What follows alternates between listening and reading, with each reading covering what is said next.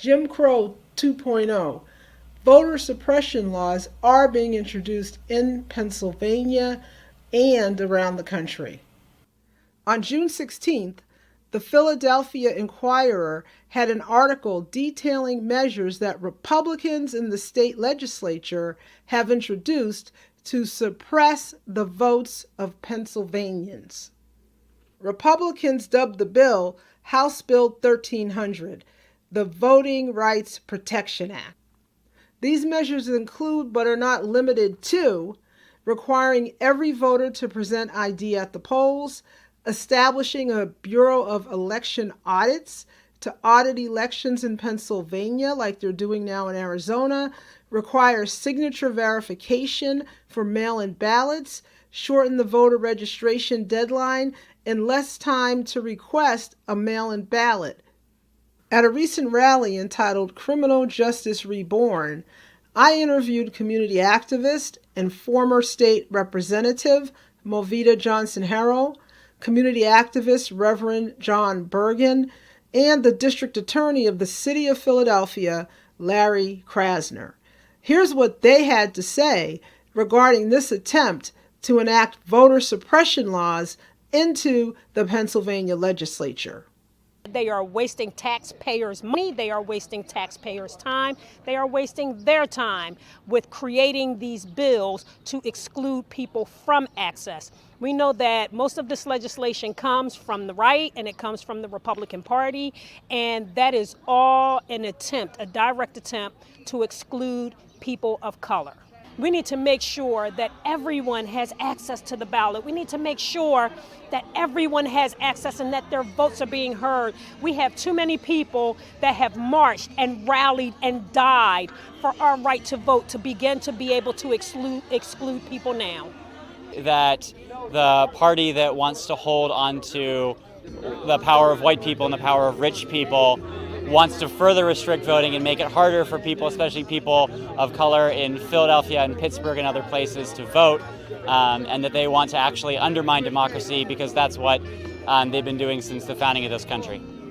I think the fact that our legislators want to make it harder for many people to vote shows that they're afraid of us, and it shows that they're actually afraid of everyday people exercising power in our democracy and exercising power in our society. And we need to be exercising that power more and more, not just as individuals, but as communities, as collectives of people.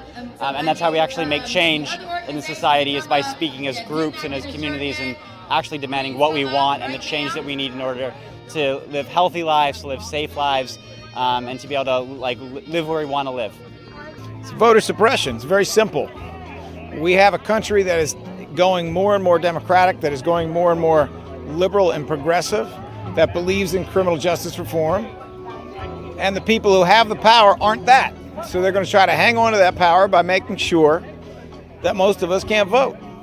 When I asked the district attorney if he thought there was fraud in the last election that would warrant the need for more restrictive voting laws, he said, No.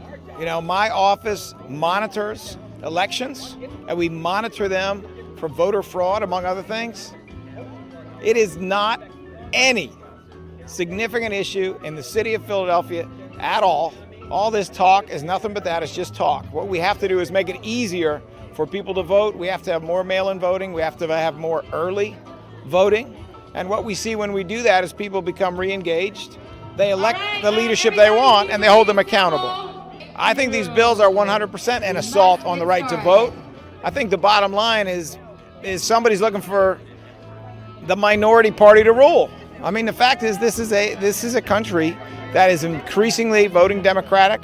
Younger voters are voting Democratic, or they're voting progressive anyway, and people in power know the only way to hang on is to disqualify their votes. This is a full-on assault on democracy. The Philadelphia Inquirer quoted a Governor Wolf spokesman calling the bill an extremist proposal meant to undermine trust in elections and make voting more difficult. Wolf told reporters in Philadelphia that he's open to any legislation that increases access to voting, but he warned, if it's a voter suppression bill, I'll veto it. The activist I interviewed had this advice for Philadelphians regarding this attempt at voter suppression.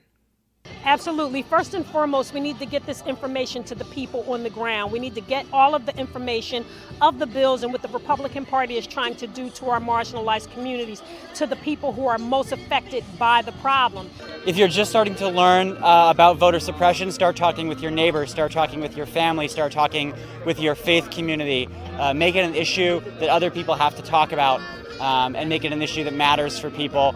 And always remember that voting is one part of living in a democracy and being a part of a community, but it's not the only part. You can express your voice through protest, through organizing, through advocacy, and we need all of these ways in order to actually have a society that works for everybody.